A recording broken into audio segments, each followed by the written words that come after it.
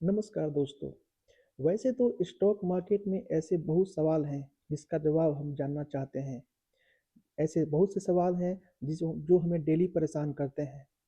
ऐसे ही कुछ सवाल के साथ मैं आज फिर आया हूँ और उनका आंसर जानने की आज हम कोशिश करेंगे इस वीडियो के माध्यम से।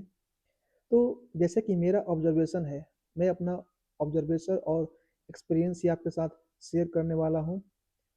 तो जैसे आप भी ये सोचते होंगे या जानना चाहते होंगे कि किन स्थितियों में कोई भी स्टॉक बढ़ता है या ऐसा क्या कारण है, क्या रीज़न है कि स्टॉक को बढ़ना चाहिए। आप देखते होंगे बहुत सारे स्टॉक अचानक से चलना शुरू कर देते हैं।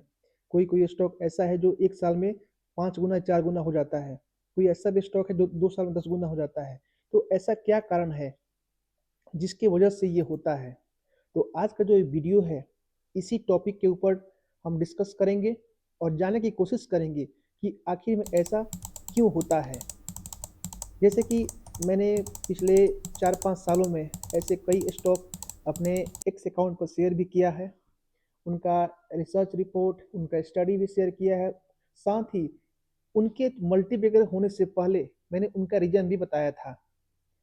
जैसे कि आपने देखा होगा मान एल्युमिनियम, एवेंटेल, ये वो कंपनियां हैं जो कई गुना बढ़ी हैं पिछले 4-5 सालों में। तो ये वैसी कंपनियां हैं जो लो फ्लोट वाली है, जिनका इक्विटी कैपिटल काफ़ी कम है। साथ ही इनका बिजनेस मॉडल काफ़ी अच्छा है।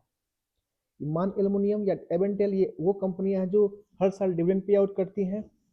इसके अलावा लो फ्लोट होने की वजह से बोनस और स्प्लिट भी देती है। तो जब भी बोनस के न्यूज़ आते हैं, इन्वेस्टर इन कंपनियों की तरफ अट्रैक्ट होते हैं और इससे इसमें मूवमेंट आता है।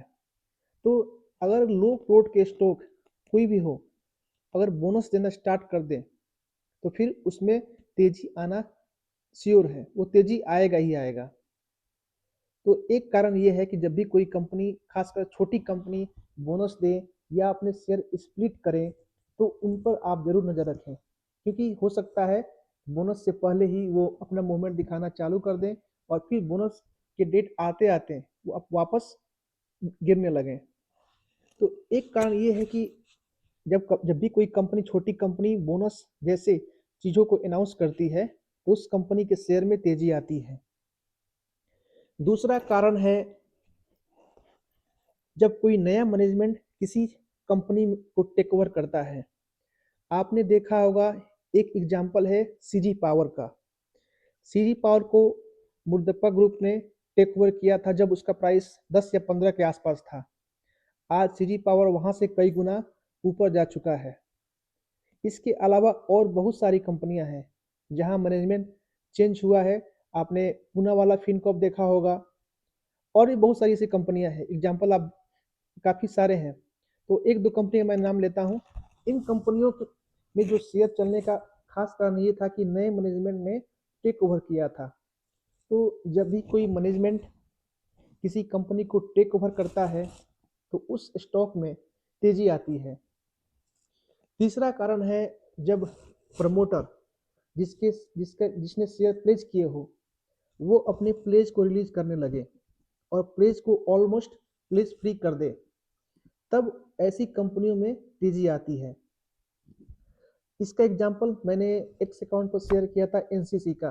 आप देख सकते हैं एनसीसी ने 60 से 70 के बीच अपने प्लीज शेयर रिलीज करने शुरू कर दिए थे। उसके बाद से स्टॉक 350 तक गया, 2 सालों में 5 गुना हुआ और अभी एनसीसी का प्लेज 0 है। तो जब भी कोई कंपनी अपने प्लेज को रिलीज करने लगे तो उसमें मूवमेंट आना तय है, वो एक पॉजिटिव सिग्नल देता है। तीसरा कारण ये है, इसके अलावा चौथा कारण ये है कि जब भी कोई कंपनी अपने मार्केट कैप से ज़्यादा बड़े ऑर्डर उस कंपनी को मिलता है। तो एक एग्जांपल इसका डीएसएल का मैंने दिया था आज से 7-8 साल पहले। तब डीएसएल का जो मार्केट कैप था वो 25 करोड़ था और उसको ऑर्डर मिला था बीएमसी से 75 करोड़ का, जो कि 3 गुना उसके मार्केट कैप से ज़्यादा था। आज डीएसएल कई गुना वहाँ से ऊपर जा चुका है। तो ध्यान देने वाली बात यह है कि जब भी कोई कंपनी जिसका मार्केट कैप काफ़ी कम है और उसको ऑर्डर उस मार्केट कैप से ज़्यादा मिलता हो, तो इसका मतलब ये है कि कंपनी का जो मार्केट वैल्यू है काफ़ी बड़ा है, जो कि आम निवेशकों को पता नहीं है, या कंपनी का जो सर्विस या प्रोडक्ट जो भी है, उसके उसमें ऐसी कुछ खास क्वालिटी है, जिसकी वजह से उसको ये ऑर्डर मिल रहे हैं। तो ऐसी कंपनी पर आप ज़रूर नज़र रखें, और जब भी ऐसा होता है, तो उस कंपनी में आप खास ध्यान दें और उसे अपने वॉच में रखें।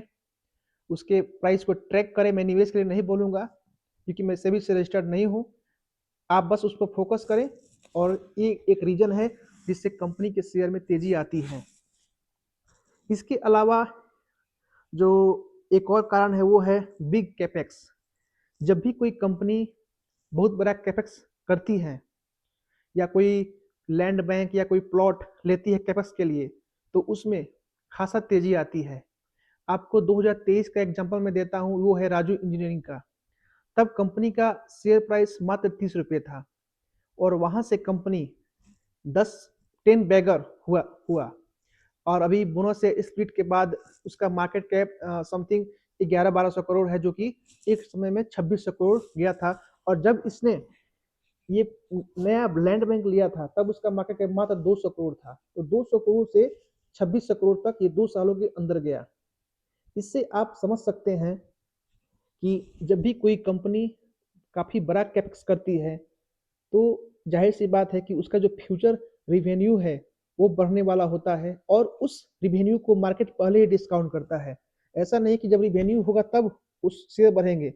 वो रिवेन्यू आने से पहले ही स्टॉक मार्केट में तेजी आती है, और जो स्टॉक हैं वहाँ से चलना शुरू करते हैं और कई गुना चलते हैं। इसके अलावा एक और कारण है, जब कोई बीएसई की कंपनी एनएसई में लिस्ट होती है, तब भी स्टॉक में तेजी आती है। एक एग्जांपल मैं देता हूँ पिक्स ट्रांसमिशन का। ये कंपनी 2021 में 2021 में ये कंपनी अनाउंस की थी कि ये बीएसई से एनएसई में जाने वाली है। 2022 में आते-आते ये लिस्ट हुई। उसके बाद से इस स्टॉक में 2 सालों के अंदर ही 4 या 5 गुना का मूवमेंट आया था, और तब आया था जब रसिया यूक्रेन का युद्ध चल रहा था। उस वक्त सारे मार्केट में गिरावट थी, लेकिन उस बीच में भी ये स्टॉक ने 4 से 5 गुना रिटर्न दिया था। तो एक कारण ये भी है जिसे हमें हमेशा ध्यान में रखना चाहिए।